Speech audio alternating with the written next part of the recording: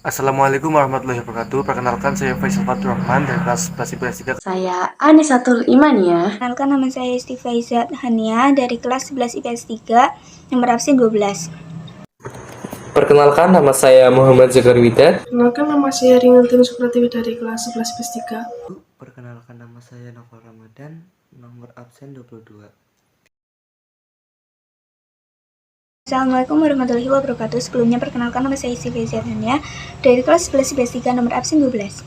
Saya di sini akan menyampaikan dan menjelaskan materi tentang faktor-faktor yang mempengaruhi persebaran flora dan fauna. Faktor-faktor yang mempengaruhi persebaran flora dan fauna itu berselisih. Yang pertama adalah faktor edafik atau tanah. Yang kedua, faktor klimatik atau iklim. Yang ketiga adalah faktor fisiografis atau topografi. Faktor edafik adalah faktor tanah yang mempengaruhi persebaran flora dan fauna. Semakin subur suatu tanah, maka akan berpotensi semakin banyak flora dan faunanya. Sebaliknya, jika semakin tidak subur suatu tanah, maka akan sedikit flora dan faunanya. Faktor edafik yang mempengaruhi flora dan fauna dibagi menjadi 4. Yang pertama adalah tingkat keasaman tanah atau pH, potential of hydrogen. Tanah yang subur adalah yang pH tanahnya netral. Semakin asam atau basa pH tanah, semakin tidak subur. pH tanah adalah suatu standar pengukuran tingkat keasaman atau kebasahan pada tanah atau lahan. Tanah dikatakan netral apabila memiliki pH 6,5 sampai 7,8. Tekstur tanah adalah keadaan tingkat kehalusan atau kekasaran tanah. Tekstur tanah dibagi menjadi 3, yaitu halus, sedang, dan kasar. Tanah dikatakan baik atau subur berkaitan dengan tekstur adalah tekstur yang sedang yang memiliki komposisi tanah lempung, pasir, dan debu yang seimbang. Yang ketiga adalah struktur porositas dan permeabilitas tanah. Struktur tanah adalah komposisi material yang membentuk tanah. Yang kedua adalah porositas tanah atau ruang pori adalah rongga antar butiran tanah-tanah. Lalu, permeabilitas adalah kemampuan tanah untuk melarutkan atau meresapkan air atau zat hara. Yang keempat, kandungan air dan udara tanah. Tanah yang baik bagi tanaman bila memiliki kandungan air dan udara yang cukup. Air di tanah bagi tanaman untuk menyerap hara, sedangkan udara untuk respirasi atau pernafasan. Klimatik adalah faktor iklim dan paling dominan yang mempengaruhi pola persebaran flora dan fauna. Iklim tropis paling baik dan banyak spesies organisme, sebaliknya dengan kutub paling sedikit. 1. Suhu habitat yang baik untuk flora dan fauna adalah wilayah dengan suhu yang tidak terlalu panas dan tidak terlalu dingin. Contoh daerah Khatulistiwa. 1. Asia Tenggara, 2. Afrika Tengah, dan 3. Amerika Selatan. Sinar matahari yang intensif dan kelembaban tinggi membuat wilayah ini memiliki spesies flora dan fauna terbanyak dan terlengkap di bumi. Kedua, sinar matahari.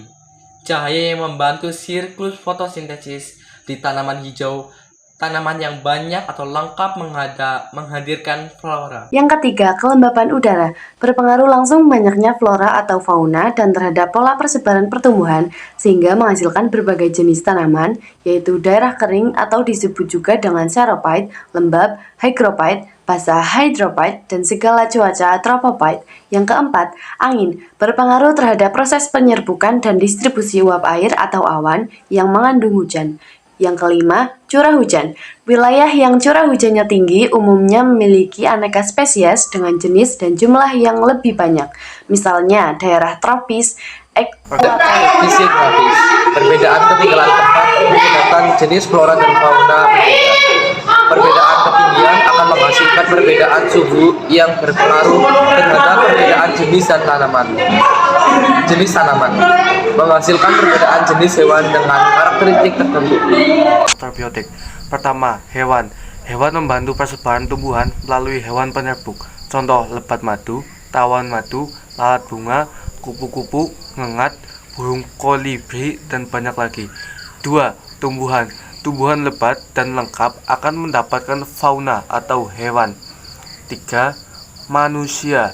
Manusia adalah komponen biotik yang paling berperan. Sifat perannya positif, memperbanyak atau melipat gandakan spesies seperti peternakan, pengadaan bibit, dan lain-lain. Menjaga kelestarian seperti membuat cagar alam dan suaka marga satwa. Menyebarkan flora, fauna. Persilangan untuk menghasilkan spesies baru yang unggul. Efek negatif, mengurangi spesies tumbuhan seperti penebangan dan pembakaran hutan. 2. Mengurangi spesies hewan seperti pemburuan liar dan penghilangan jenis tertentu. Hambatan penyebaran flora fauna. Yang pertama, geografis. Bentangan yang menghambat yaitu samudra, laut, padang pasir, sungai, dan pegunungan. Yang kedua, biologis, yaitu habitat yang tidak sesuai untuk kelangsungan hidup, tidak adanya persediaan makanan predator, adanya persaingan antar organisme. Yang ketiga, tanah atau edafik, yaitu ketersediaan unsur hara, udara, dan air. Sarana penyebaran flora dan fauna. Angin. Pertama, angin. Bertiupnya angin akan membawa berbagai bunga dan biji-bijian ke berbagai tempat. 2. Aliran air. Aliran air seperti sungai, arus laut, banjir, dan lain-lain akan memindahkan berbagai jenis biji dan spesies. 3. Lahan. Lahan subur akan memudahkan tumbuhnya tanaman untuk menghasilkan berbagai jenis hewan.